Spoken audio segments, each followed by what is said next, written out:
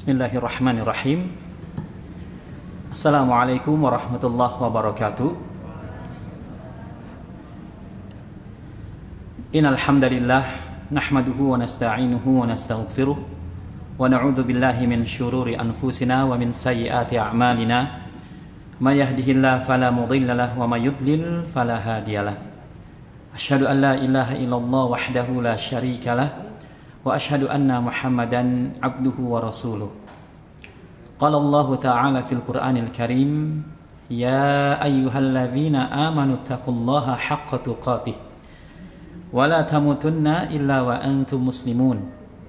Ya ayyuhan nasu ittaqu rabbakumul ladzi khalaqakum min nafsin wahidah wa khalaqa minha zawjaha wa batha minhuma rijalan katsiran wa nisaa'a wattaqullaha alladzi tasaaluna bihi wal arham innallaha kana 'alaikum raqiba. Ya ayyuhalladzina amanu taqullaha wa qulu qawlan sadida yuslih lakum a'malakum wa yaghfir lakum dhunubakum wa may yuti'illaha wa rasulahu faqad faza fawzan 'azima. Amma ba'd. Jamaah kaum muslimin wal muslimat rahimakumullah, alhamdulillah kita bersyukur kepada Allah Subhanahu wa taala atas segala nikmat dan karunia yang Allah berikan kepada kita semua, baik berupa nikmat iman, nikmat Islam, nikmat sehat wal afiat. Yang mana dengan semua nikmat tersebut di pagi hari yang berbahagia ini kita dapat berkumpul di rumah dari rumah-rumah Allah untuk thalabul ilmi. Semoga salawat dan salam tercurah kepada Nabi besar Nabi Muhammad sallallahu alaihi wasallam, kepada keluarganya, kepada para sahabatnya, dan kepada umatnya hingga akhir zaman kelak. Jamaah rahimakumullah, tema yang akan kita angkat di pagi hari ini adalah tentang meneladani akhlak Nabi sallallahu alaihi wasallam. Sebelum kita masuk kepada tema yang akan kita bahas pada pagi hari ini, maka saya akan memberikan sedikit motivasi tentang pentingnya menuntut ilmu. Dan ketahuilah bahwasanya menuntut ilmu adalah sebuah kewajiban bagi setiap kaum muslimin dan muslimat. Nabi SAW bersabda, "Thalabul ilmi faridatun ala kulli muslim." Menuntut ilmu adalah wajib hukumnya bagi setiap kaum muslimin dan muslimat. Akan tetapi ilmu yang dimaksud di sini apa jemaah? Para ulama, di antaranya Imam Al-Qurtubi, Imam Al-Baghawi, membagi ilmu menjadi dua. Ada ilmu yang sifatnya fardu ain, ada ilmu yang sifatnya fardu kifayah. Adapun ilmu yang sifatnya fardu ain di antaranya ilmu tentang akidah, keyakinan, ilmu tentang tauhid. Ini mau nggak mau, suka nggak suka, sempat nggak sempat, wajib bagi kita untuk belajar tentang akidah. Kalau enggak, ibadah kita enggak sempurna, enggak diterima Allah nanti ibadah kita, jemaah. Bagaimana mentauhidkan Allah dengan tauhid rububiyahnya, dengan tauhid uluhiyahnya, dengan tauhid asma wa sifatnya, dan menjauhi semua perbuatan syirik, baik syirik kecil maupun syirik besar. Ini ilmu tentang akidah. Karena mohon maaf, bukan bermaksud merendahkan jamaah. Sebagian saudara kita kena musibah, diguncang gempa. Pagi hari rumah mereka diguncang gempa, rubuh rumahnya. Siangnya berada di pengungsian. Sorenya kedatangan misionaris, jamaah. Dikasih bantuan makanan, uang, obat-obatan gratis, sekolah buat anaknya gratis. Paginya rumahnya digoncang gempa, hancur. Sorenya akidahnya digoncang tuh. Digoncang gempa juga akidahnya, keyakinannya. Sama apa? Sama misionaris. Lewat apa? Makanan, fulus, air bersih, obat-obatan gratis. Digoncang gempa. Tidak sedikit dari mereka yang murtad, keluar dari agama Islam. Kenapa? Karena akidahnya gak kuat, jemaah. Lemah. Dikasih Indomie, dikasih uang, dikasih janji-janji manis, keluar dari Islam. Ini menunjukkan apa? Perlu bagi kita belajar akidah, bagaimana mentauhidkan Allah, bahaya dosa syirik. Maka kita harus tahu agar kita tidak terjerumus ke dalam perbuatan syirik umpamanya. Yang pertama, tauhid rububiyah. Apa itu tauhid rububiyah? Sekarang saya tanya sama jamaah, apa itu tauhid rububiyah? Ada yang tahu nggak?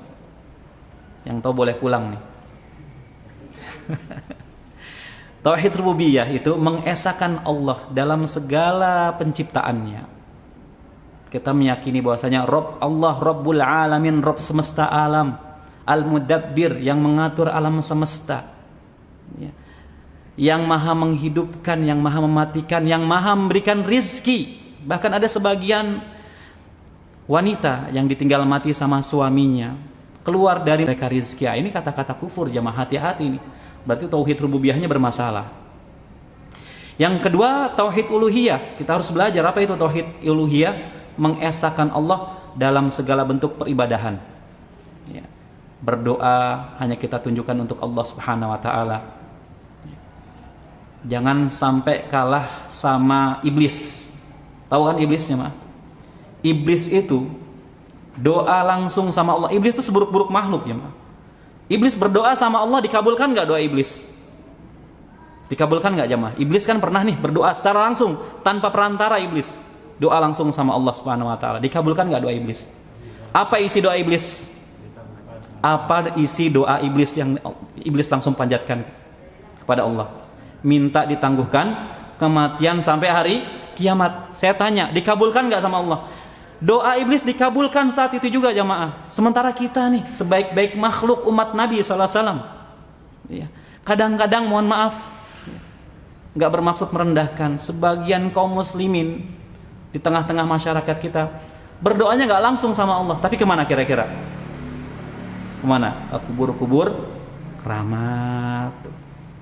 Meyakini bahwasanya orang soleh yang sudah mati ini dapat menyampaikan doa saya kepada Allah. Pakai perantara berdoanya lewat orang soleh yang sudah mati. Berarti tauhid uluhiyahnya rusak, ya, maaf. Allah perintahkan ud'uni astajib lakum. Doa kalian langsung kepadaku, aku akan kabulkan. Ini kok pakai perantara? Iblis aja langsung kok. Berarti tauhid uluhiyahnya iblis lebih oke dibandingkan apa? Masyarakat yang suka ke makam-makam keramat, kalah dia tauhid uluhiyahnya sama iblis. Ini sebagian contoh tauhid uluhiyah yang rusak. Atau menyembelih. Ya, menyembelih itu ibadah, jemaah. Yang harus kita tunjukkan untuk Allah Subhanahu wa taala. Kata Allah Subhanahu wa taala, "Fasholli li rabbika wanhar." Kita hafal semuanya. Fasholli li rabbika, salatlah untuk Rabbmu, untuk Allah. Ibadah salat kita tunjukkan untuk Allah, enggak boleh kita riya. Wanhar, sembelih dan sembelihlah binatang kurbanmu. Berarti salat dan sesembelihan termasuk ibadah yang sangat agung yang harus kita tunjukkan hanya untuk Allah. Sekarang saya tanya, ada enggak orang menyembelih untuk selain Allah? Ada enggak, jemaah? Banyak. Nyembelih kerbau buat ratu pantai selatan, dilempar tuh kepala kerbaunya. Berarti tauhid uluhiyahnya rusak nih. Menyembelih untuk Allah, dia sembelih untuk selain Allah. Ini contoh kecil kerusakan pada tauhid uluhiyah. Kemudian juga kita harus belajar tauhid asma wa sifat, mentauhidkan Allah dengan nama-nama dan sifat-sifatnya yang sempurna. Ya, Allah itu terbebas dari sifat-sifat tercela. Semua nama Allah itu baik, jemaah. Dan Allah Ar-Rahman. Sekarang saya tanya nih, ini masuknya bab tauhid asma wa sifat. Ini masih muda-muda nih, masya Allah, ya. Kalau ada pertanyaan, Aina Allah, di mana Allah? Kira-kira jawabannya apa? Saya mau tanya yang akhwat dulu. Di mana Allah, jemaah? Akhwat? Yang bisa jawab boleh pulang, nggak apa-apa deh. Yang ikhwan, Aina Allah, di mana Allah? Di mana? Jangan bingung, jemaah, masa sama Rabb kita sendiri bingung, ya. Kalau ditanya di mana Allah, maka jawabannya ada di surat Toha. Di 7 tempat Allah mengatakan dirinya di mana? Di atas langit. Di antaranya di surat Toha. Ar-Rahmanu 'alal arsyistawa. Ar-Rahman beristiwa di atas arsy. Di atasnya, beristiwa. Apa makna istiwa? Kata Ibnul Qayyim, al-ulu tinggi di atas ketinggiannya. Bukan seperti duduk seperti ini, enggak jemaah. Tinggi di atas ketinggiannya. Berarti Allah ada di mana? Di langit. Makanya ketika peristiwa Isra dan Mi'raj, Nabi menerima perintah salat yang 5 waktu di mana? Di bumi atau di langit? Di langit. Nah, ini termasuk tauhid asma wa sifat. Kita perlu belajar. Kemudian menjauhi perbuatan syirik, syirik kecil, syirik besar. Ya, syirik kecil yang termasuk syirik kecil diantaranya perbuatan riya, penyakit hati jemaah. Riya, beramal ingin dipuji orang, sum'ah, beramal ingin didengar orang. Ya. Ketika seorang melakukan perbuatan syirik kecil, tidak lantas dia keluar dari Islam, enggak jemaah.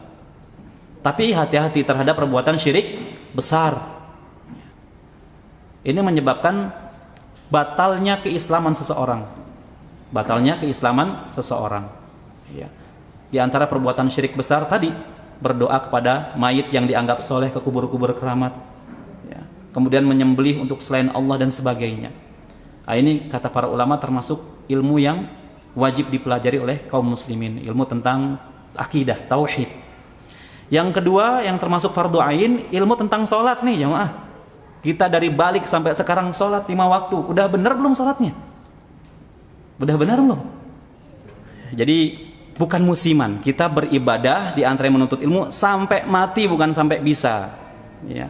Kata Allah Subhanahu Wa Taala, wa'bud rabbaka hatta ya'tiyakal yakin. Ya. Beribadalah kepada Allah hatta ya'tiyakal yakin, sampai datangnya al yakin ya maaf. Jadi ibadah kepada Allah di antaranya menuntut ilmu. Ini ibadah yang sangat agung. Salat ibadah, puasa ibadah, zakat ibadah, umroh haji ibadah, menuntut ilmu ibadah. Sampai kapan? Kata Allah, hatta ya'tiyakal yakin, sampai datangnya al yakin. Sebagian orang nyeleneh ditafsirkan, oh sampai yakin hati ini, ya. Makanya kalau salat ada orang yang takbirnya diulang-ulangin tuh jamaah, ya. Sampai benar-benar menyatu antara bar Allahu Akbar sama keyakinan dalam hati. Akbar gitu kan? Ada tuh. Imamnya udah mau ruku, dia baru sedekap, diulang-ulang terus. Allahu Akbar, Allahu Akbar terus. Pernah nggak nemuin orang kayak gitu? Saya pernah tuh, di sebelah saya salat anak muda kayak gitu. Entah dia nuntut ilmu apa nggak tahu saya. Ya, jadi ngeganggu orang, nggak khusyuk, orang kenapa sih? Gitu kan? Pas imam mau rukuk baru dia bar ya. Oh ini hatta ya'tiyakal yakin kayaknya nih. Sampai datang keyakinan dalam hati baru jadi satu tuh. Nah al yakin di sini kata Ibnu Abbas radhiyallahu anhu bukan keyakinan, tapi al yakin di sini kata beliau radhiyallahu anhu al maut. Jadi kita menuntut ilmu, kita beribadah kepada Allah Subhanahu Wa Taala sampai datangnya keyakinan, yaitu al maut, al yakin al maut, sampai datang kematian pada kita baru selesai. Ya baru selesai.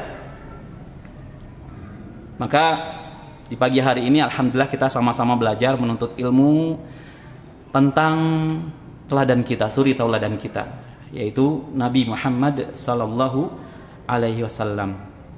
Baru kita masuk tema kita di pagi hari ini tentang meneladani akhlak Rasulullah sallallahu alaihi wasallam. Di dalam surat Al-Ahzab ayat 21 Allah Subhanahu wa taala berfirman, laqad kana lakum fi Rasulillahi uswatun hasanah. Sungguh telah ada pada diri Rasulullah SAW suri tauladan yang baik.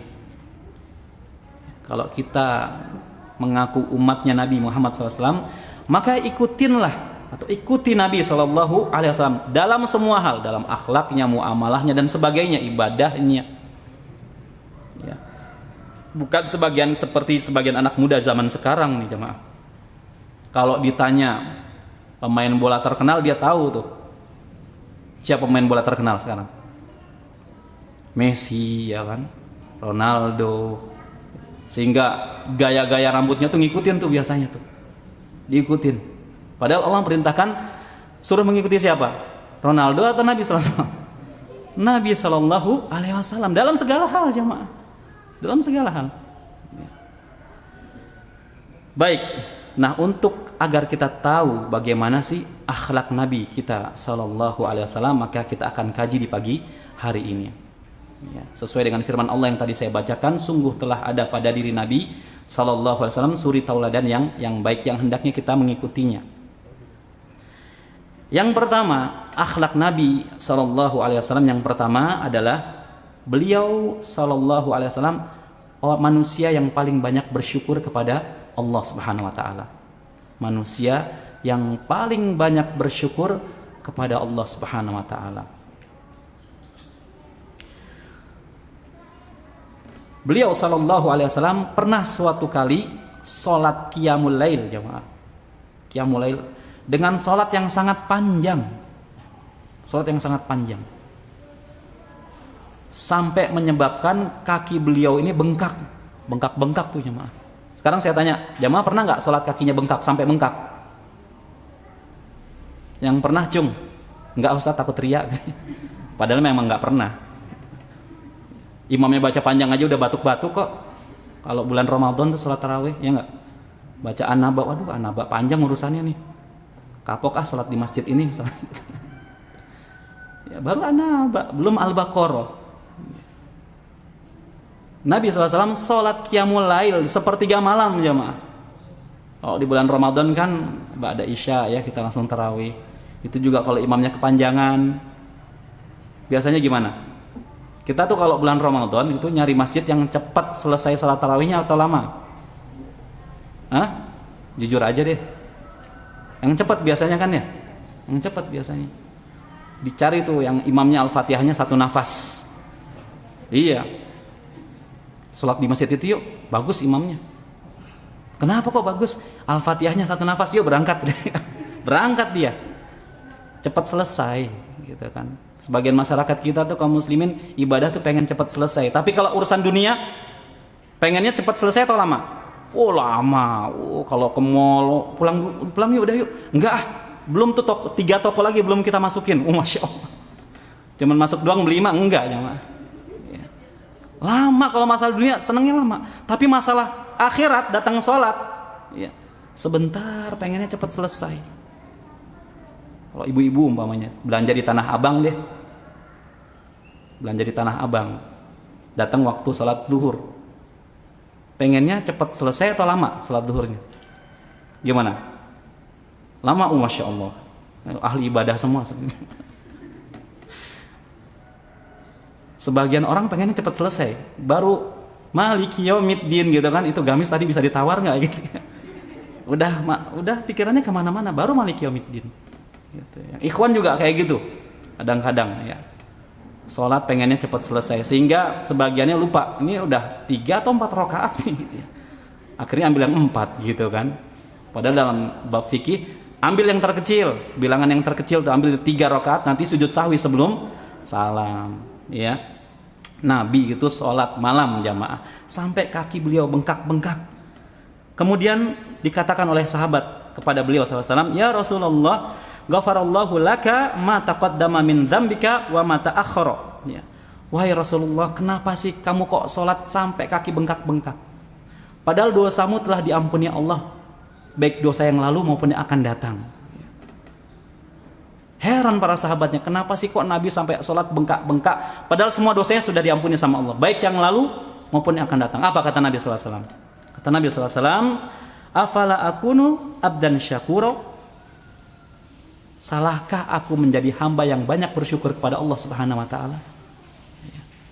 Itu akhlak Nabi SAW. Kalau kita tahu umpamanya, kamu fulan dapat kabar kamu dijamin surga, kira-kira gimana? Santai gitu. Santai aja, udah tenang aja, nggak usah sholat lail, udah kita ada stempel surga kok gitu. Tuh ahli surga lewat tuh gitu kan, nggak sholat lagi ahli surga lewat, nggak sholat. Nabi enggaknya mah sudah dijamin surga, dosa-dosanya diampuni dari yang dosa yang lalu maupun yang akan datang, tetap sholat malam sampai kaki bengkak. Kita surga belum jelas, dosa banyak, sholat subuh kesiangan. Udah gitu bangga sama amalannya, baru dapat sholat qiyamul lail 11 rakaat seminggu sekali, udah update status lagi ya, alhamdulillah kaki bengkak kayak Nabi, tapi alhamdulillah dapat 11 rakaat, update status jam 2 pagi, bangunin di grup, ayo bangun sholat tahajud gitu kan, biar orang segrup tahu, rajin sholat nih, bangun jam 2 pagi. Hati-hati tuh riak terselubung ya, ngapain sih bangunin anggota grup, udah sholat mah sholat aja ya. Ntar pahala kita hilang semuanya, apalagi sampai update status ya. Ada orang umroh tawaf di keliling Ka'bah, minta fotoin nama temannya ya, dia sok-sok berdoa gitu, Pas di update status, mas Ka'bahnya kebalik tuh di belakang gitu ya. Itu bukan menghadap Ka'bah. Oh iya, ulang lagi menghadap Ka'bah. Habis pahalanya. Kita kadang-kadang amalan sedikit tapi sudah apa? Bangga. Kita hidup di mana di zaman sekarang tuh zaman yang mudah mempertontonkan amalan kita, menampakkan amalan kita sehingga habis pahalanya semuanya. Para ulama kita, ulama salafus soleh itu berusaha bagaimana agar amalannya tidak diketahui oleh orang lain. Itu amalan yang paling baik jamaah, amalan yang tersembunyi. Kalau kita enggak baca Quran lagi di masjid, umpamanya iktikaf gitu kan, tadinya suaranya biasa aja, terus dia dengar batuknya temannya datang tuh, wah teman aneh datang nih, akhirnya apa, dikencengin terus diliuk-liukin bacaannya. Masya Allah ya. Udah gitu dapat pujian, bagus bacaannya, iya dong siapa dulu gitu kan. Hancur jamaah, pahalanya hancur, hilang semuanya. Makanya kita perlu mencontoh akhlak Nabi SAW. Bukan berarti terus kita, kalau gitu Ustaz, kita harus tiap malam sholat sampai bengkak-bengkak. Enggak jamaah. Pandai jadilah kita hamba-hamba Allah yang pandai bersyukur.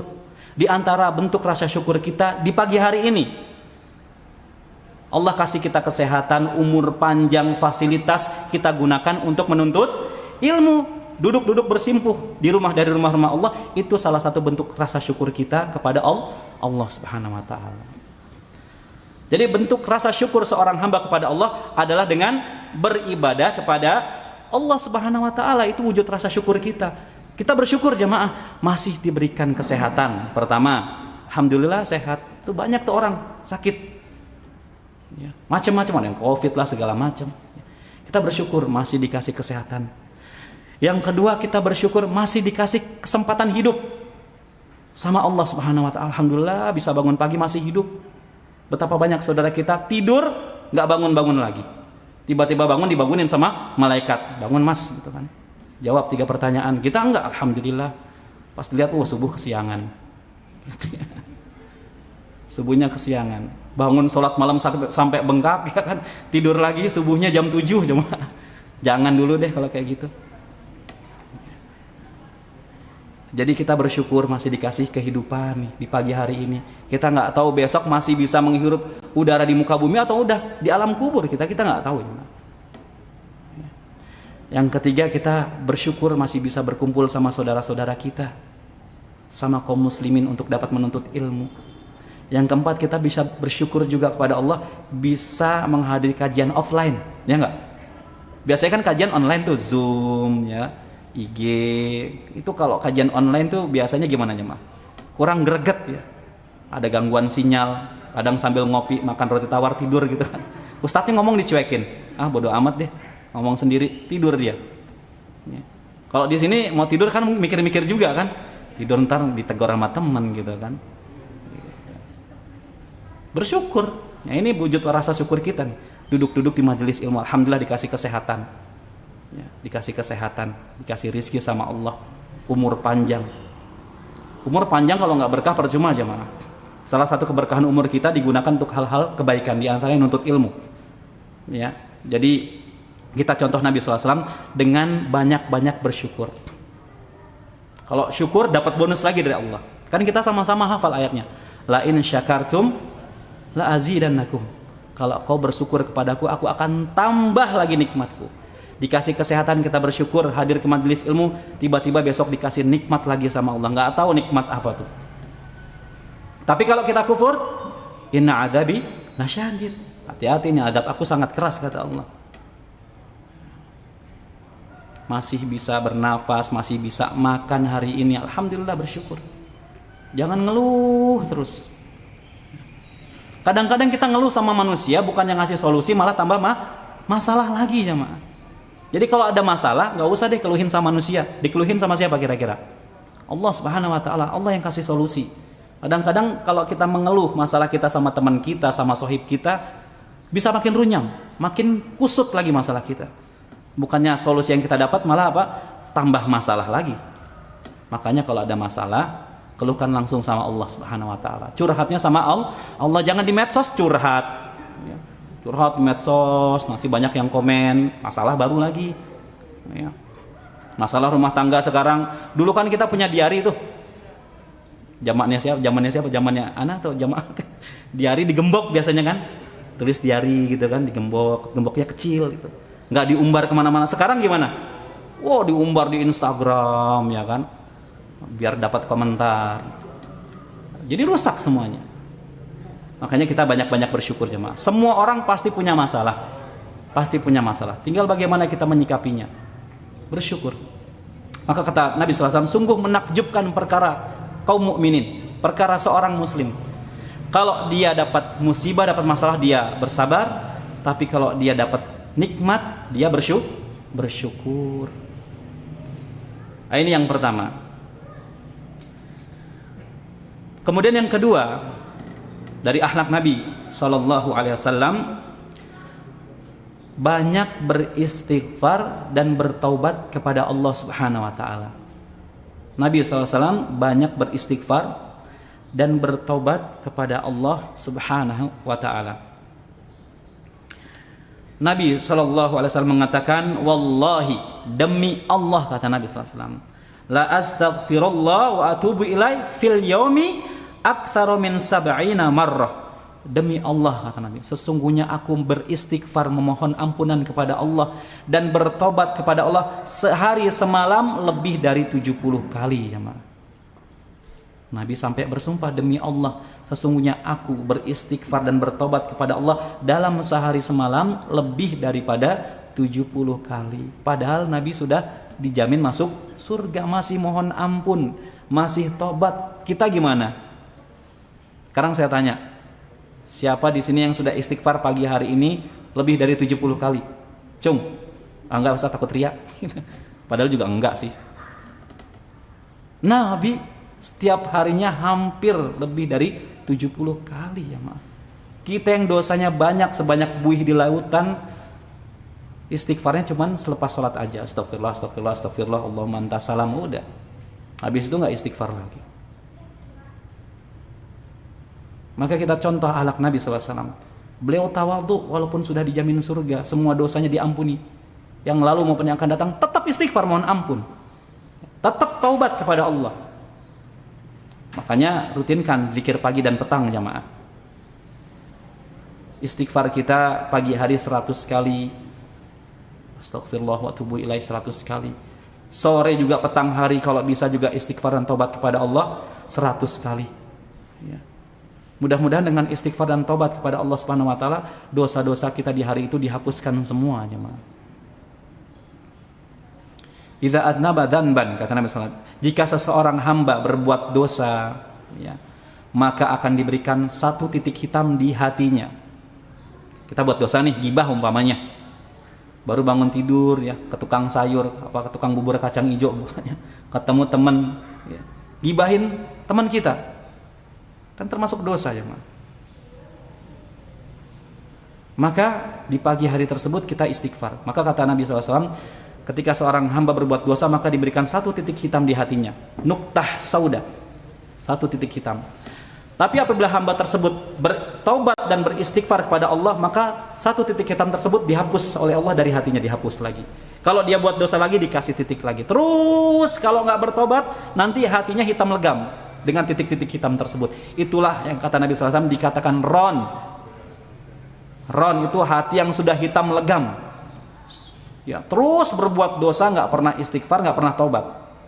Di dalam surat Al-Mutaffifin Allah Subhanahu wa taala berfirman, kalla bal rona ala qulubihim ma kanu yaksibun. Ya. Jadi hati yang sudah banyak titiknya itu dikatakan oleh Nabi SAW hati yang ron, yang hitam legam. Dikasih nasihat, masuk kanan keluar kiri, cuman oh ya, dicuekin sama dia tuh. Itu hatinya hati yang mati jemaah. Hatinya sudah mati karena apa? Saking banyaknya berbuat dosa, maksiat, nggak pernah istighfar, nggak pernah taubat, akhirnya nggak mempan tuh siapapun yang ngasih nasihat sama dia. Kenapa? Hatinya kayak batu udah mati. Kenapa mati? Nggak pernah dihapus dengan istighfar. Ketutup semua dengan warna hitam. Ya. Nabi SAW, ingat akhlak Nabi, walaupun sudah dijamin surga, dosa-dosanya sudah dihapuskan, tetap beristighfar dan bertobat kepada Allah sehari lebih dari 70 kali. Ya kita cicil lah. Sambil majelis ilmu nggak jadi masalah tuh istighfar ya. Astagfirullah, astagfirullah wa atubu ilaih, astagfirullah wa atubu ilaih, astagfirullah. Kan bisa dihitung dengan tangan. 33 ya, kali 2 aja tuh pagi, nanti petang hari 33 dikali 2 ya. Lumayan jemaah. Kita berharap semua dosa yang kita lakukan diampuni oleh Allah Subhanahu wa taala. Kemudian yang ketiga akhlak Nabi SAW, yaitu beliau sangat takut sekali terhadap murka Allah Subhanahu wa taala. Sangat takut terhadap murka Allah Subhanahu wa taala.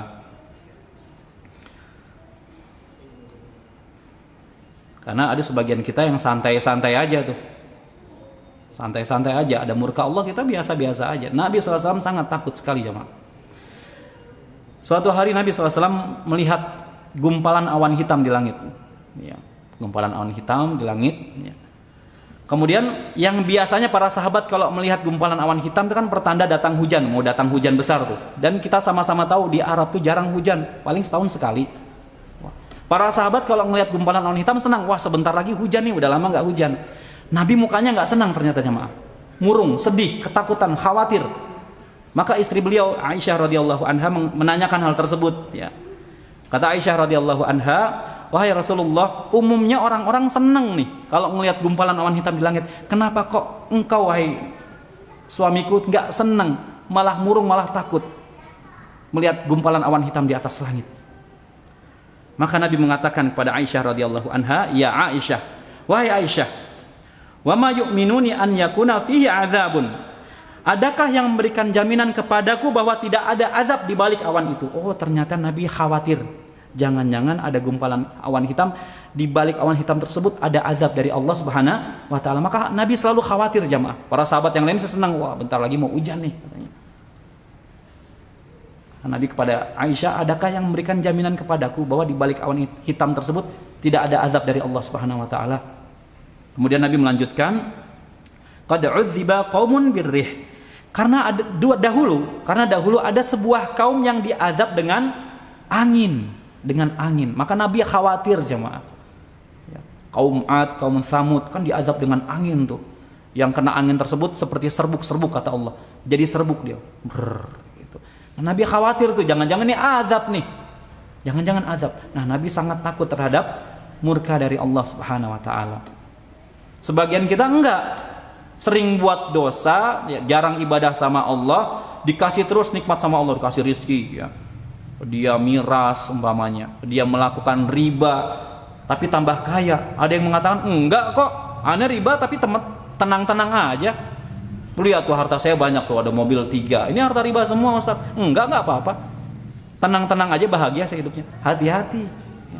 Bisa jadi itu istidraj, dikasih nikmat terus. Padahal dia melakukan banyak dosa, nggak pernah ibadah, nggak pernah istighfar. Tiba-tiba suatu saat nanti dibalik langsung sama Allah, habis semuanya. Jadi kita mesti khawatir jemaah. Kalau kita dapat nikmat dari Allah, tapi di satu sisi bersamaan dengan itu kita sering melakukan dosa, melakukan maksiat, nggak pernah istighfar, nggak pernah tobat, maka kita khawatir jangan-jangan itu istidraj. Langsung introspeksi diri kita. Kok saya melakukan dosa kok dapat nikmat terus ya? Jangan keenakan, berarti Allah sayang sama saya nih. Enak aja. Enggak. Kita khawatir atas murka Allah Subhanahu wa taala. Maka senantiasa di dalam diri kita waspada. Artinya apa? Senantiasa beristighfar. Dan kita basahi lisan kita dengan zikir kepada Allah Subhanahu wa taala. Ini bentuk kewaspadaan kita terhadap murka Allah Subhanahu wa taala. Apabila kita tinggal di suatu tempat, di tempat tersebut banyak kesyirikan jemaah, kita sudah nasihatin nggak bisa, ya. Kita sudah datangkan ustadz, tetap menjadi-jadi, maka hijrah secara fisik. Karena Allah kalau sudah mengazab suatu kaum nggak pandang bulu, mau orang yang buruk, mau orang yang soleh, kena semuanya sama Allah Subhanahu wa taala. Maka kalau kita tinggal di suatu tempat, kita tahu di tempat ini rusak banget sini. Pemabuk tinggal di situ nggak pernah tobat, ya. Penjudi, pezina, dan sebagainya, orang yang berbuat syirik. Nggak ada perbaikan, justru kerusakan semakin menjadi-jadi, maka pindah jamaah. Kita khawatir tempat tersebut diadab sama Allah, kena kita walaupun kita ahli ibadah, ahli ilmu, kena tetap. Nggak pilih-pilih, pindah. Kalau di kita kan enggak. Perbuatan syirik zaman now itu lebih parah dibandingkan syirik zaman bahla, zaman dulu. Lebih parah sekarang jamaah. Contohnya tsunami kemarin tuh. Di Pandeglang kalau nggak salah ya, tsunami yang kemarin tuh. Kan beredar video tsunami, ada grup band gitu kan ya. Grup band diterjang tsunami dari belakang tuh, hancur semua panggungnya. Kebawa semua manusia di sana. Kata sebagian dari mereka, ini syiriknya makin menjadi-jadi nih. Kalian sih mengadakan pergelaran band ini membelakangi pantai selatan sehingga Ratu Pantai Selatan marah. Tuh jamaah. Makin jadi syiriknya. Gunung mau meletus ya kan. Wah, ini sajiannya kurang nih. Ayo kita sembelih kepala kerbau lagi. Kita persembahkan untuk penunggu gunung ini. Bukannya tobat, bukan istighfar, malah jadi kurang sajen katanya, coba. Kurang sajen.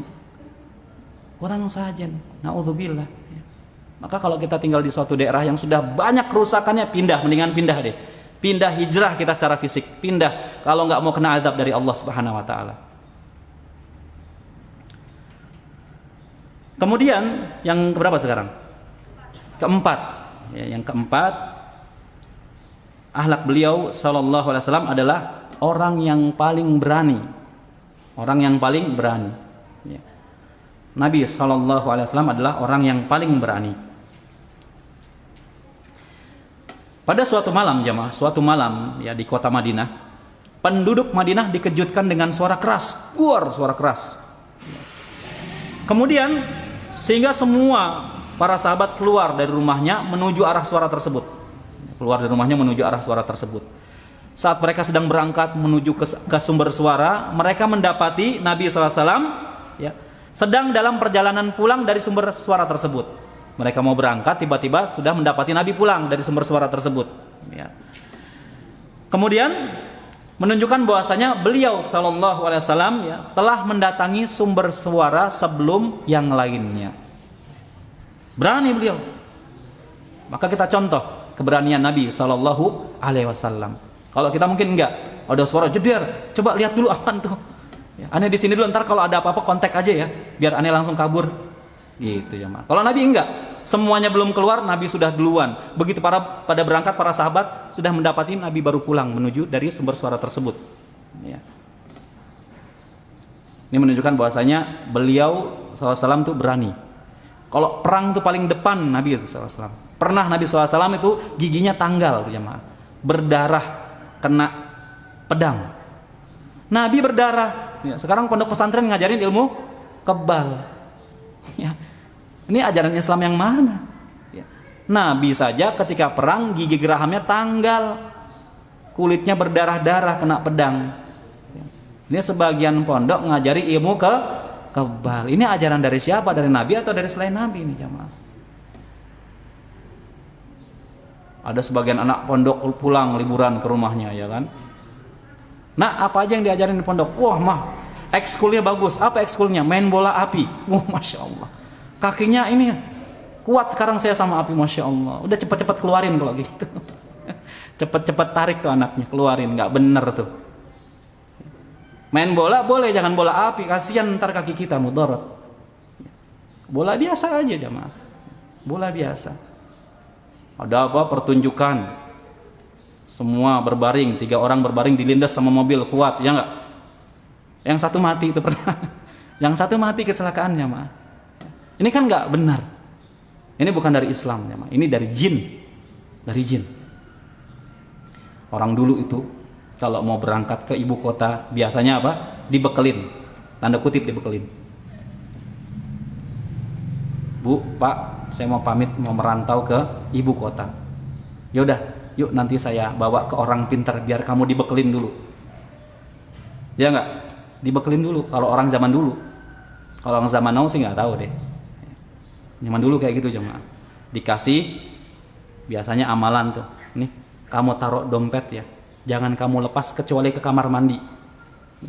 Biar kamu kebal dari senjata tajam. Ini pengasihan biar banyak yang naksir sama kamu. gitu kan. Banyak tuh jamaah seperti itu. Dan ini termasuk perbuatan syirik. Dan menunjukkan dia itu penakut, pengecut, ya, nggak seperti Nabi SAW, pemberani. Jadi kita contoh tentang keteladanan Nabi SAW dengan akhlak beliau yang pemberani, bukan pengecut. Kalau ada masalah hadapin, pasang badan, berani. Nabi SAW dakwah ke kota Taif ketika itu, ya, ditemani dengan salah seorang sahabat, karena Nabi sudah putus harapan dakwah di kota Mekah itu udah susah ya, dihina, diintimidasi, diancam dibunuh. Akhirnya coba dulu deh sebelum ke kota Madinah, ke kota Taif. Ke Taif tuh berdua sama salah seorang sahabat. Di kota Taif Nabi berharap mudah-mudahan ada yang terima dakwah beliau nih, dakwah Islam, karena sebagian keluarga beliau ada di kota Taif. Ketika beliau menyampaikan ceramah masuk ke dalam Islam, ini perbuatan syirik, ya, ini perbuatan, ini tauhid, ini surga, ini neraka, apa yang Nabi terima kira-kira jamaah? Yang Nabi terima adalah caci maki. Kemudian gak cukup sampai di sana, ketika Nabi sedang menyampaikan tentang Islam dilempari kotoran binatang, jamaah. Kotoran binatang. Tapi Nabi tetap berani terus berdakwah. Bahkan salah seorang sahabat pasang badan di depan Nabi agar batu-batu yang dilempar oleh mereka tidak mengenai jasad Nabi. Luar biasa, sangat pemberani sekali. Sampai badannya berdarah-darah tuh dari kota Taif, istirahat di kebun anggur. Ya, berdua sama salah seorang sahabat istirahat sambil berdarah-darah. Sedih. Ya. Saya lupa nama sahabat tersebut. Sedih melihat kondisi Nabi yang berdarah-darah. Nggak punya ilmu kebal ternyata Nabi, darah, berdarah-darah. Istirahat di kebun anggur, kemudian ada salah seorang pemuda menemui Nabi. Ya. Pemuda ahli kitab. Kemudian memberikan Nabi anggur minum, ya. Kemudian berdialog kepada Nabi. Akhirnya masuk Islam. Berhasil di kota Taif walaupun hanya satu orang yang masuk Islam. Baik, kita lanjutkan. Sekarang yang keberapa jemaah? Yang kelima. Akhlak beliau sallallahu alaihi wasallam yaitu lembut dan tidak tergesa-gesa. Lembut dan tidak tergesa-gesa. Suatu hari ketika Nabi SAW dan para sahabat sedang berjalan, kemudian berjumpa dengan seorang Arab Badui. Kemudian Arab Badui tersebut menarik selendang beliau, tarik tuh sampai berbekas di leher Nabi SAW, ditarik. Para sahabat sudah pasang badan nih, waduh. Kata Nabi, tahan, jangan. Kemudian orang itu mengatakan, Arab Badui tersebut mengatakan kepada Nabi SAW, ya, wahai Muhammad, kata orang Arab Badui tersebut, hei Muhammad, berilah aku sebagian harta yang Allah berikan kepadamu. Masya Allah, para sahabat udah panas nih, apalagi Umar kalau ngeliat model begitu bawaannya pengen apa? Menggal aja gitu kan. Langsung Nabi menoleh ke para sahabatnya, senyum ke orang tersebut, senyum. Kalau kita gimana jamaah? Lagi jalan, kerah baju kita ditarik, gitu kan? Topinya buat aneh dong, kira-kira gimana? Mungkin dipukul sama kita, marah mungkin kita. Nabi senyum, ditarik sampai berbekas. Sahabat panas, sudah siap-siap sama orang Arab Badui tersebut. Nabi senyum, kemudian oleh ke sahabatnya. Nabi mengatakan para sahabatnya, ya, agar memberikan sesuatu kepada orang ini. Dikasih tuh orang Arab Badui, dikasih. Masuk Islam karena apa? Akhlaknya Nabi lemah lembutnya, maaf. Suatu hari Nabi sedang bermajlis seperti ini di Masjid Nabawi. Tiba-tiba orang Arab Badui lagi datang. Arab Badui, ya. Urakan, tahu urakan? Apa sih? Udik ya, kampungan, nggak tahu adab. Lagi pengajian di Masjid Nabawi, Nabi dengan para sahabatnya, tiba-tiba Arab Badui masuk, buang air kecil di pojokan masjid. Bayangin jemaah, keterlaluan nggak? Para sahabat udah pasang badan, udah mau mukulin. Kata Nabi, tahan, jangan ada yang bergerak, tahan, biarkan dia selesaikan hajatnya dulu. Ya, dia BAK sampai selesai, ya kan. Kemudian Nabi menyuruh para sahabatnya ambil ember, siram, ya, siram. Kemudian Arab Badui tersebut dipanggil oleh Nabi. Kata Nabi SAW, ya, wahai fulan, sesungguhnya masjid ini tempat suci untuk beribadah kepada Allah, bukan tempat untuk buang hajat, buang air kecil. Ya. Akhirnya dengan kelemah lembutan Nabi SAW, Arab Badui tersebut masuk ke dalam agama Islam. Kalau kita gimana? Lagi di masjid, duduk-duduk, baca Quran, tiba-tiba orang masuk, pipis di pojokan, gimana kira-kira? Oh, kurang ngajar kamu. Ya. Langsung dilaporin ke polisi mungkin. Kalau Nabi enggak. Ya. dakwahkan dengan lembut, diajarkan ini tempat suci, tempat sujud kepada Allah. Jangan buang air kecil sembarangan di sini. Dengan kelemah lembutan Nabi SAW, orang Arab Badui tersebut memeluk agama Islam. Islam itu jamaah datang ke Indonesia, masuk ke Indonesia menjadi mayoritas sekarang dengan akhlak atau dengan pedang? Dengan akhlak jamaah, bukan dengan pedang, enggak. Para pedagang Arab, Gujarat itu datang ke Indonesia menawarkan barang dagangan. Dulu kita mayoritas mungkin Hindu, Buddha di Indonesia ini. Ya. Kemudian mereka terpesona dengan akhlak para pedagang Arab. Akhlaknya luar biasa. Akhirnya apa? Tertarik dengan agama Islam, pelan sedikit demi sedikit, tapi pasti agama Islam menjadi agama mayoritas di negara kita. Bahkan di dunia. Ya. Dengan akhlak, makanya kalau dakwah itu jamaah yang lebih efektif bukan dengan dalil. Kalau kepada orang tua internal, sama orang tua, ayah, ibu, kakak kandung, adik kandung, paman, bibi, nggak bisa. Misalnya kita pulang dari pengajian udah tahu nih, semangat kayak anak baru turun gunung, semangat gitu kan. Ayah, ibu duduk sini berdua. Allah berfirman, Masya Allah, Nabi bersabda. Anaknya bilang, ini kesurupan dari mana kamu gitu. Udah besok gak usah pengajian lagi gitu ya. Orang tua tuh, sebagian orang tua gak bisa digituin jemaah. Pulang dari pengajian akhlak makin bagus. Pulang dari pengajian langsung ambil sapu, nyapu. Ini tumben nih, seumur hidup baru dia sekali ini bakal sapu. Masya Allah, habis ngaji di mana nak? Katanya, oh di ini bu. Luar biasa, besok ibu ikut dong, ajak. Oh Masya Allah. Gak usah sibuk nyari dalil, gak usah sama orang tua mah. Pakai akhlak aja. Gak pernah mijetin. Tiba-tiba ibu lagi tidur, ayah lagi tidur, pijetin. Ada maunya, mau beli apa kamu? Oh enggak nih. Praktek akhlak. Enggak mau beli apa-apa gitu kan. Tapi ada gamis yang bagus sih mah gitu. Janganlah. Kena. Orang tua kita tuh bakal kena bukan dengan dalil, dengan akhlak langsung pembuktian langsung. Jangan begitu pulang semua gambar makhluk bernyawa dicopotin, TV masukin semuanya gitu kan. Bingung orang tua kita. Ayah udah nggak usah berbuat syirik lagi, haram, bid'ah gitu kan. Oh Masya Allah. Nggak kena aja mah, nggak kena. Karena dakwah di internal tuh lebih berat dibandingkan eksternal. Mungkin masing-masing jamaah merasakan, ya. Merasakan, aduh mau ngasih tahu ibu, ngasih tahu ayah, ngasih tahu kakak, kak sholat kak, ya. Kak sini kak duduk, nih dalilnya nih kalau nggak sholat neraka katanya. Malah ditantangin sama kakaknya nanti, ya. Dicontohin.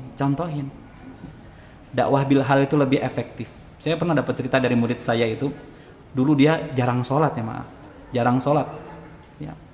Bahkan mungkin nggak pernah kali ya. Terus dia ngelihat ada bapak-bapak tua yang secara duniawinya lebih kaya dibandingkan dia, hartanya melimpah. Dia setiap hari dia ngelihat bapak ini, dia amatin. Ini bapak orang kaya, mobilnya banyak, tapi kalau ke masjid jalan kaki. Yang pertama secara harta, dia bilang ya, cerita ke saya, secara harta saya kalah sama bapak itu. Ya. Secara umur saya masih muda, kuat, bapak itu sudah sepuh. Tapi kok mau sholatnya jalan ke masjid yang jaraknya jauh dari rumahnya, ya. Ternyata bapak itu membawa hidayah kepada murid saya tadi. Akhirnya dari situ dia lihat, terus dia introspeksi, ya Allah, ya. Langsung ingat Allah tadi ya. Saya cuman segini udah sombong gak mau sholat, bapak itu lebih kaya dari saya, sudah sepuh, sholatnya jalan kaki lagi. Akhirnya dari situ dia ambil pelajaran tuh. Bapak itu gak pernah begitu sholat ngajak dia, ayo nak sholat nak, dia sholat, kalau enggak kamu masuk neraka. Nggak pernah kayak gitu. Udah sholat aja, biar orang ngeliatin, seperti itu. Akhirnya apa? Dia introspeksi, sadar, dapat hidayah dari Allah melalui bapak itu. Cuma jalan sholat dari rumahnya ke masjid, dia lihat tiap hari, diamatin, ya. Makanya ada sebagian orang menjadi kunci-kunci kebaikan buat orang lain. Maka jadilah kita orang sebagai pembawa kunci-kunci kebaikan buat orang lain. Contoh kayak gini nih, Masya Allah. Naik angkutan umum, kereta, pesawat, udah nggak usah malu-malu. Yang ikhwan mungkin pakai peci, di kereta nggak jadi masalah, ya. Jangan-jangan karena orang lihat peci kita, mereka tertarik dengan Islam. Enak ya, adem dilihatnya. Pecinya beli di mana mas? Gitu. Nggak tahu mau jualan nih. Atau yang akhwat, ya, jangan malu mungkin pakai cadar. Aduh, saya minder nih di kereta. Enggak, jangan-jangan ada orang terinspirasi. Ih, enaknya pakai cadar nih. Saya kalau nggak pakai cadar diliatin terus. Diliatin terus, akhirnya dia cari cadar, beli baju syar'i, ya kan? Kita jadi pembawa kebaikan buat orang lain. Kita mah nggak ngedakwahin, cuman diem aja, udah berusaha tampil syar'i. Jadi pembawa kebaikan buat orang lain. Baca Quran di kereta, di pesawat, nggak usah malu, di terminal, di stasiun. Ya, ada sebagian kaum muslimin malu dia baca Quran. Malu, takut riya gitu kan. Bukan takut riya, emang males dia. Emang males. Coba baca Quran. Kalau ada orang lihat, masya Allah ya. Di tempat-tempat umum luar biasa nih. Si fulan saya lihat baca Quran luar biasa.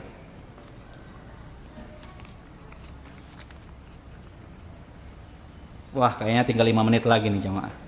Ya, waktu kajian tinggal 5 menit lagi. Kita lanjutkan saja. Yang berikutnya yang ke-6 ya. Baik, yang ke-6, akhlak beliau SAW. Nabi SAW seumur hidupnya tidak pernah mencela. Mencela itu nggak pernah jamaah. Terutama mencela pembantunya.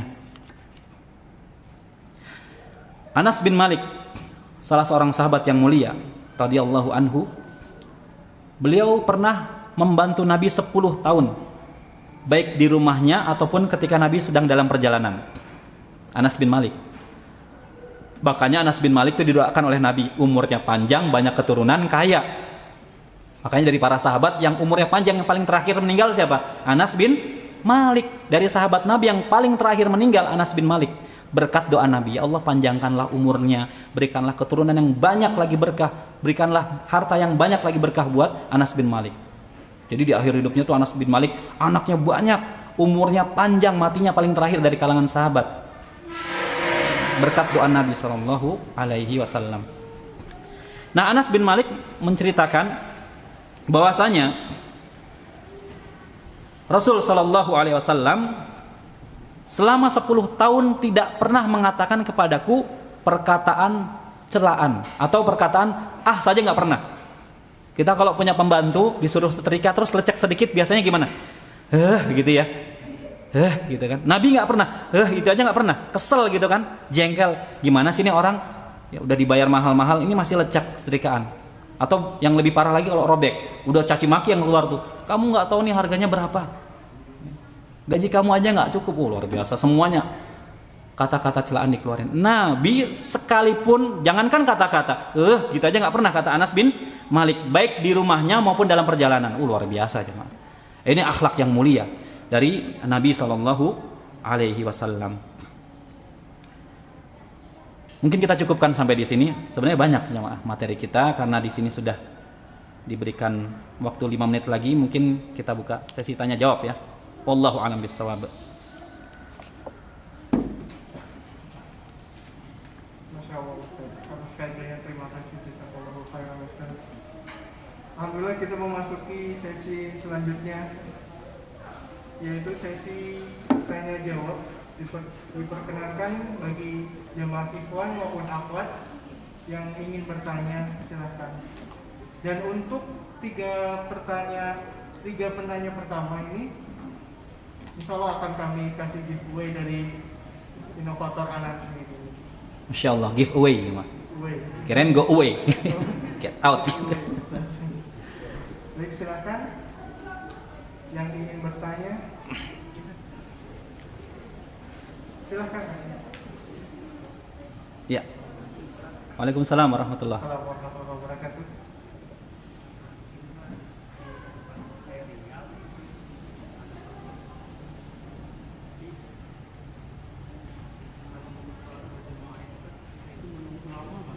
Oh gitu.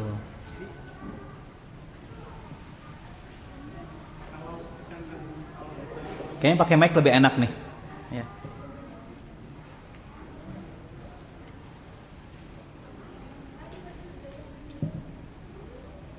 Ini tadi di tempat saya tinggal itu kan ada suatu musola kan. Jadi saya kan ya boleh dibilang ya sholat itu sering ke sana. Jadi berjamaah di sana itu nggak boleh imam lain kan. Imamnya itu ya satu itu yang punya musola itu. Masya Allah. Jadi enak kalau tepat waktu, dia tuh nggak tepat waktu. Tapi misalkan sholat maghrib kita kan jam 6 misalnya, kita nunggu harus sampai jam setengah 7. Setengah jam ya? Setengah jam. Sama kayak nunggu kereta Ya, berarti. begitu pun sholat subuh, sholat apa semua tak. Nah, pertanyaan saya itu tak, apakah boleh saya meninggalkan di situ untuk sholat di rumah saya? Terima kasih. Iya, bagus pertanyaannya ya. Ada suatu musola yang jadi imam yang punya musola itu aja, nggak boleh yang lainnya. Luar biasa ini. Ya. Bukan cuma itu aja. Kalau mau sholat didirikan harus nunggu dia datang dulu. Sholat jam 6, dia datang jam setengah 7. Kadang delay. Delaynya lama banget. Setengah jam. Ya. Yang pertama dalam sholat berjamaah kata Nabi SAW, yang berhak menjadi imam itu yang pertama yang paling baik bacaan Al-Qur'annya. Yang paling baik bacaan Al-Qur'annya. Lebih bagus lagi yang punya banyak hafalan. Tapi itu tidak mutlak. Jadi syarat mutlaknya yang paling baik bacaan Al-Fatihahnya. Kita lihat Pak Imam itu yang punya musola. Ya. Bacaan Qur'annya baik enggak? Kalau enggak baik dia enggak layak jadi imam. Terutama bacaan surat Al-Fatihah di dalam solatnya. Karena Al-Fatihah itu rukun dari rukun-rukun solat. Lihat bacaan Al-Fatihah rusak enggak? Sampai merubah makna enggak? Kalau sampai merubah makna, maka jangan sholat di masjid tersebut. Karena kita tahu si fulan yang pasti yang jadi imam. Kita tahu sudah rusak bacaan Al-Fatihahnya. Tahu rusak atau tidak rusaknya dari mana? Dari kita belajar. Baru kita bisa menentukan, oh rusak bacaan Al-Fatihahnya. Kalau kita nggak belajar, ya mana tahu kita awam. Ya. Tapi kalau kita sudah tahu dia rusak bacaan Al-Fatihahnya sampai menyebabkan perubahan makna, maka jangan sholat di musola tersebut. Itu yang pertama. Jadi syarat menjadi imam yang paling baik bacaan Al-Qur'annya. Walaupun hafalannya cuma kulhu umpamanya. Tapi Al-Fatihahnya bagus, nggak ada kesalahan, maka dia layak jadi imam. Dia layak jadi imam. Tapi kalau hafalan Qur'annya 30 juz umpamanya, ketika membaca surat Al-Fatihah banyak kerusakan yang sampai menyebabkan perubahan makna, dia juga nggak layak jadi imam. Nggak layak jadi imam. Contoh misalkan saya contohkan ya. Misalkan imam tersebut baca surat Al-Fatihah, ini yang sampai menyebabkan perubahan makna nih. Dia baca Alhamdulillahi Rabbil Alamin ya. Yang harusnya Alhamdulillahi Rabbil Alamin, Alhamdulillahi Rabbil Alamin. Dibaca asal Alhamdulillahi Rabbil Alamin. Yang harusnya dibaca Alhamdulillah, dibacanya Alhamdulillah. Maknanya beda nggak? Beda ya maaf. Kita ngerubah satu huruf dari Al-Quranul Karim, makhraj tempat keluarnya berubah, maka maknanya berubah. Kalau Alhamdulillahi, maknanya kita sama-sama tahu segala puji bagi Allah. Tapi kalau dibaca Alhamdulillahi, Alhamdulillahi, maknanya apa? Segala kebinasaan bagi Allah. Tuh rusak kan? Ringan, beringan-ringan dia nggak mau belajar. Dari balik sampai sekarang nggak pernah diupdate Al-Fatihahnya. Ya. Ada Al-Fatihah cuman yang apa? Hafal cangkem lah istilahnya. Nggak pernah lihat tulisannya tapi saking sering dengar jadi hafal dia. Jadi asal bacaannya. Maka kena hadis Nabi, la salata liman lam yaqra bi Fatihatil kitab, kata Nabi. Tidak ada salat bagi siapa saja yang tidak membaca surat Al-Fatihah. Nggak ada salat kata Nabi. Sekalipun dia rukunya bagus, sujudnya bagus, segala macamnya bagus, tapi Al-Fatihahnya berantakan, nggak ada salat kata Nabi. Sekalipun sampai amin. Contoh yang rusak tadi, Alhamdulillahi Rabbil Alamin. Alamin lagi, bukan alamin. Alamin. Kita kalau nggak latihan ain nggak bakal dapet. Jamaah kalau salam gimana? Kalau salam coba. Kalau salam gimana sama temennya? Assalam gimana? Gak usah difasih-fasihin lah, biasa aja. Assalamualaikum gitu kan ya.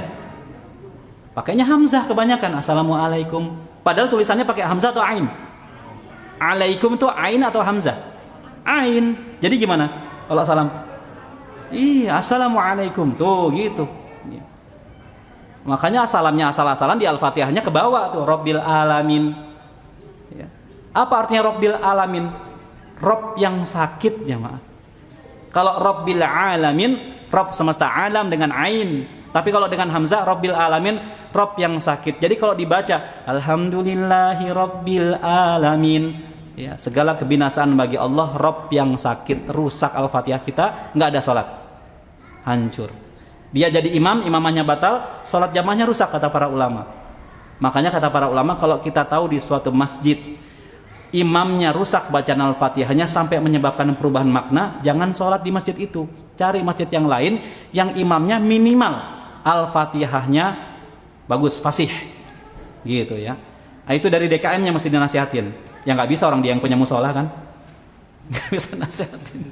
Nggak bisa. Kalau kamu mau sholat tempat lain silakan, paling mungkin gitu. Tapi kita berusaha, doakan. Ya Allah, berikanlah kelembutan buat hati Bapak Fulan ya, biar dia mau belajar, nggak sembarangan sholat jam 6 kok delay sampai jam setengah 7 gitu kan. Yang nunggu kan pegel jamaah. Lebih baik cari masjid yang lain ya. Wallahu a'lam bishawab. Baik, untuk selanjutnya yang ingin bertanya silakan dari Ikhwan maupun dari Akhwat. Iya, silakan. Waalaikumsalam warahmatullahi. Bagaimana cara kita bisa sholat tepat waktu?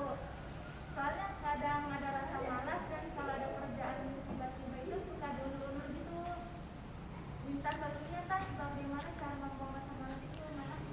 Yang pertama, agar kita sholat tepat pada waktunya, yang pertama berdoa kepada Allah Subhanahu wa Ta'ala. Karena kita bisa beribadah kepada Allah itu dengan pertolongan dari Allah Subhanahu wa Ta'ala.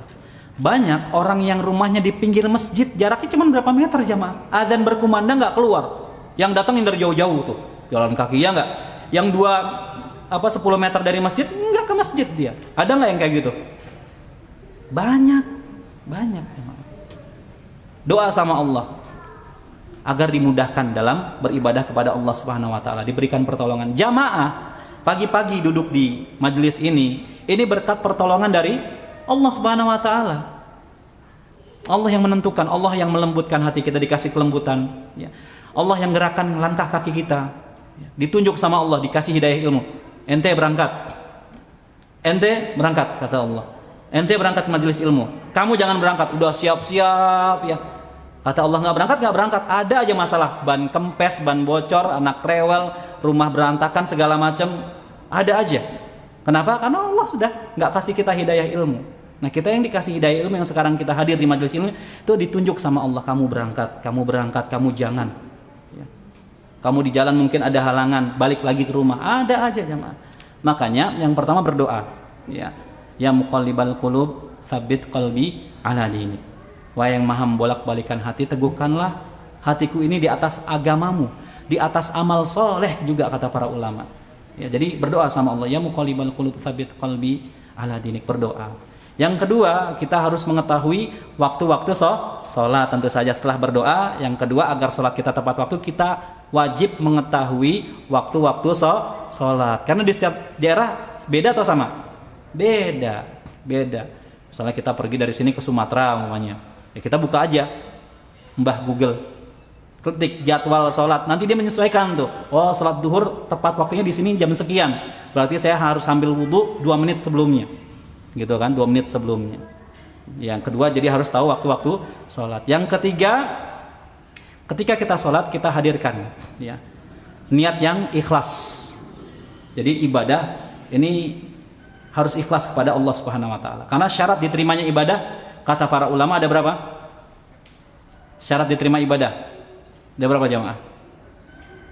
Ada 2. Yang pertama ikhlas untuk mencari ridha Allah Subhanahu wa Ta'ala. Yang kedua ittiba'ur rasul, sesuai dengan tuntunan Nabi sallallahu alaihi wasallam. Jadi kita harus tahu bahwasanya ketika kita sholat, kita kosongkan hati kita dari masalah-masalah duniawi, buang ke belakang semua ya. Makanya saya pernah baca di sebagian artikel dari ustadz kita juga ya, filosofi gerakan sholat. Ketika takbir, kan kita takbir seperti ini ya, maka ini difilosofikan, kita buang semua masalah dunia ke belakang. Kita buang semua masalah dunia ke belakang ya. Allahu Akbar, yang ada hanya Allah Maha Besar. Makanya ketika kita sholat, fokus kepada Allah. Sejatinya orang yang sholat itu sedang bermunajat, berdialog dengan Allah Subhanahu wa Ta'ala. Jadi ikhlas. Kemudian yang berikutnya, sholat kita harus sesuai dengan tuntunan Nabi Sallallahu Alaihi Wasallam dari A sampai Z. Dari A sampai Z. Gimana caranya Ustaz? Belajar kitab sifat sholat Nabi. Itu belajar. Dari awal sampai akhir, dari takbir sampai salam. Kan macam-macam tuh, ya. Ada yang iktidalnya sami Allahu liman hamidah, ada yang sami Allahu liman hamidah, ya enggak? Ada yang tahiyatnya bergerak dari awal, ada juga tahiyatnya bergerak telunjuknya sampai digerak-gerakkan seperti ini, ada. Ya, kita harus belajar. Kita harus belajar. Jadi mungkin itu agar sholat kita khusyuk dan tepat waktu, ya. Wallahu a'lam bissawab. Ya. Baik, untuk selanjutnya untuk pertanyaan yang ketiga, silahkan yang ingin bertanya kepada Ustaz bin Abi Subhanahu Taala dari ikon ataupun dari apa, silahkan. Dari akun, silahkan.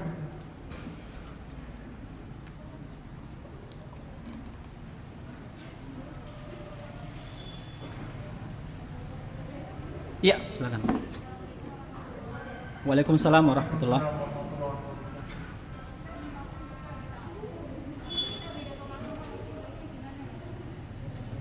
Aduh, nggak kedengeran Ana Afwan. Bisa pakai mic.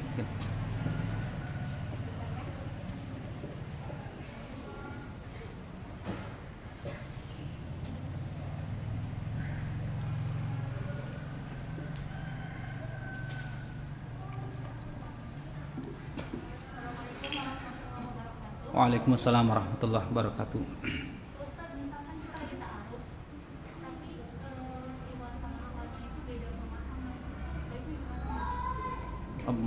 Ya, masya Allah, ta'aruf nih. Ada peribahasa tak kenal maka ta'aruf. Bukan tak sayang terus sudah kenal sayang-sayangan, enggak kan? Tak kenal maka ta'aruf. Jadi gimana nih kalau lagi ta'aruf ternyata ikhwan sama akhwatnya beda apa tadi? Beda pemahaman gitu ya? Beda pemahaman. Baik, maka kata para ulama kalau kita ingin mencari pasangan carilah yang sekufu. Sekufu ini bisa diartikan satu pemikiran, satu visi dan satu misi. Satu visi dan satu misi. Memang ada juga sebagian orang ketika mencari pasangan sedang ta'aruf ya. Ada orang yang mungkin beda cari pasangan yang enggak satu visi, enggak satu misi, beda pemahaman. Dengan harapan nanti suatu saat bisa saya perbaikin. Ya, bisa saya perbaikin. Enggak taunya malah apa? Dia yang diperbaikin. Dia yang terwarnai. Maka dari sini kita ambil pelajaran ya, Ma. Kalau kita ingin cari pasangan, maka carilah pasangan yang sekufu. Tanya dulu visi misinya. Visi misinya apa sih? Kamu mau ta'aruf sama saya, visi misinya itu apa? Ya, kalau kita sudah nikah, visi misi kamu itu apa sebenarnya? Ya. Apa cuman hawa nafsu saja? Ya. Atau apa? Apa cuma menyempurnakan setengah agama saja? Atau apa? Maka kita tanya visi misinya. Dialog tentang pemahamannya dalam agama. Dialog. Cuman jangan jadi tim penguji lagi ta'aruf, jadi tim penguji. Ya. Punya hafalan berapa juz? Masya Allah. Coba lanjut ayat gitu kan. Sambung ayat. Ini mau hafiz Indonesia apa ta'aruf sih sebenarnya gitu. Kok ada sambung ayat gitu? Enggak jemaah. Jadi cari kalau bisa kata para ulama, cari yang satu kufu, satu pemahaman. Ahlussunnah wal jamaah. Ya, jangan ahlussunnah wal jamaah ta'aruf sama Syiah Rafidhah gitu kan. Wah, ini repot nih nanti. Yang satu pengen ke Mekah umroh, yang satu pengen ke Karbala gitu. Enggak, saya umrohnya mau di Karbala aja. Enggak, saya mau di Mekah. Ya udah kalau gitu kita cerai. Wah, repot. Ya. Awalnya sih enggak satu visi misi. Ya. Enggak dialog. Itu makanya ta'aruf itu fungsinya dialog. Tanya sama dia. Afwan, menurut antum nih Allah di mana? Tanya tuh. Di mana Allah? Kok gitu pertanyaannya lagi ta'aruf? Ya enggak, memang seperti itu. Kita nguji, enggak jadi masalah. Yang pertama kali ditanya ya di mana Allah. Kita biar tahu akidah seorang. Kalau dijawabnya, enggak, sekarang saya tanya di mana Allah jemaah? Di ars kan tadi. Dijawab di ars, alhamdulillah, satu pertanyaan sahih gitu ya. Tapi kalau dia jawab Allah ada di dalam hatiku, Masya Allah. Sehingga aku merasa diawasi oleh Allah gitu kan. Dan Allah berada di mana-mana, udah skip aja kalau kayak gitu. Cari yang lainnya. dari yang lainnya. Itu nggak satu visi misi berarti. Kemudian tanya ya tentang pemahaman agamanya. Ngajinya di mana aja? Ya. Mohon maaf, dari Al-Quran sudah ada hafalan berapa juz misal, nggak jadi masalah. Baru terikul, gitu kan. Qul huwallahu ahad, qul a'udzu birabbil falaq sama qul a'udzu birabbin nas. Plus ina a'toina. Ya udah nggak apa-apa, nanti kita hafal bareng-bareng lagi. Al-kafirun tambah gitu. Nggak apa-apa jemaah. Jadi bisa visi misi seperti itu perlu jemaah. Jadi cari yang satu kufu, Ahlus Sunnah wal Jamaah. Karena kata Nabi SAW, Islam ini akan berpecah menjadi 73 golongan. 72 golongan terancam di dalam neraka, 1 golongan yang masuk ke dalam surga. Para sahabat penasaran bertanya, siapa yang 1 golongan tersebut wahai Nabi SAW? Kata Nabi SAW, ma ana alaihi yauma wa ashabi. Yang aku dan para sahabatku berada di jalan tersebut. Berada di jalan tersebut. Nah, kita cari itu yang seperti itu. Kalau kita mau cari pasangan yang dia beribadah berdasarkan Al-Quran dan Sunnah di atas pemahaman para sahabat radhiyallahu anhum ajma'in. Ya. Jangan ambil resiko. Nanti ujung-ujungnya kalau beda pemahaman di kamar ditulis tuh dilarang debat. Gitu ya. Yang ada debat terus masalah agama karena beda pemahaman. Ya. Yang ini nggak boleh, ini boleh. Kata ustadz saya seperti ini. Enggak, kata ustadz saya seperti ini. Kenapa? Karena nggak diawali dengan dialog, nggak sekufu. Itu repotnya seperti itu. Maka kita jangan takabur. Ya. Kalau bisa kita cari yang sekufu. Dan Allah itu maha adil jamaah. Akan memberikan jodoh sebagaimana kita. Tapi pun kalau tidak sebagaimana kita, maka kita harus bersabar. Banyak contohnya, umpamanya suaminya salih, seorang nabi dan rasul, istrinya pembangkang. Nabi siapa tuh? Istri sama anak-anaknya pembangkang. Suaminya seorang nabi dan rasul. Siapa? Nabi Nuh. Dakwahnya berapa tahun? 850 tahun kalau nggak salah. Tapi yang ikut sama Nabi Nuh cuman sedikit. Anak sama istri-istrinya nggak mau ikut. Jamaah. Ada contohnya. Atau istrinya solihah, suaminya seburuk-buruk makhluk. Siapa? Suaminya solihah, dibangunkan rumah oleh Allah di surga. Suaminya Fir'aun, seburuk-buruk makhluk. Siapa tuh nama istrinya? Asia. Sabar. Ya udah mau gimana lagi, sabarlah menghadapi ujian. Ya. Maka yang perlu diingat ya oleh para istri, ingatlah bahwasanya suamimu tuh bukan Fir'aun, maka sabar aja gitu ya. Sabar. Asia aja sabar ngadepin suaminya Fir'aun. Ya. Suami kita lihat dulu Fir'aun bukan sabarlah gitu. Yang suami lihat bukan bidadari ya sabar, banyak kekurangan gitu. Harus sama-sama sabar. Ya, istri kita juga bukan bidadari, kita juga bukan malaikat jemaah. Jadi harus sama-sama sabar. Maka ada baiknya cari yang satu pemahaman agar nanti kedepannya enak, nggak ada konflik. Ya, wallahu a'lam bishawab. Baik, karena masih ada waktu untuk sesi tanya jawab ini, kami persilahkan untuk satu penanya lagi. Silahkan dari Ivan mungkin yang ingin bertanya kepada Ustaz, silahkan.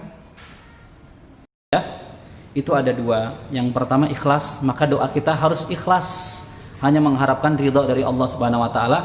Dan yang ikhlas itu nggak cukup, harus ada syarat yang kedua sesuai dengan tuntunan Nabi Shallallahu Alaihi Wasallam. Nah sekarang kita lihat nih, kita mungkin syarat pertama udahlah ikhlas, nggak usah ditanya lagi Ustadz, saya selalu ikhlas. Kok ngomong kalau ikhlas? Berarti dia belum ikhlas kalau ngomong gitu ya. Nah ikhlas, yang kedua sesuai tuntunan Nabi Shallallahu Alaihi Wasallam. Nah Nabi ketika nutup majelis, setiap pengajian kita lihat contoh Nabi SAW kayak gimana sih ya. Apa yang Nabi ucapkan ketika Nabi menutup majelis ilmu? Kira-kira doa apa jemaah? Atau kalau doanya nggak hafal, kayaknya semuanya hafal deh. Nama doanya doa apa? Diistilahkan dengan doa apa? Kafaratul majelis. Itu yang dipanjatkan Nabi SAW setiap selesai majelis ilmu. Maka untuk mencontoh beliau sallallahu alaihi wasallam, selesai pengajian kita, majelis kita doa sebagaimana Nabi berdoa dalam majelis ilmu dengan doa kafaratul majlis. Subhanakallahumma bihamdika asyhadu an la ilaha illa anta astaghfiruka wa atubu ilaik. Assalamualaikum warahmatullahi wabarakatuh.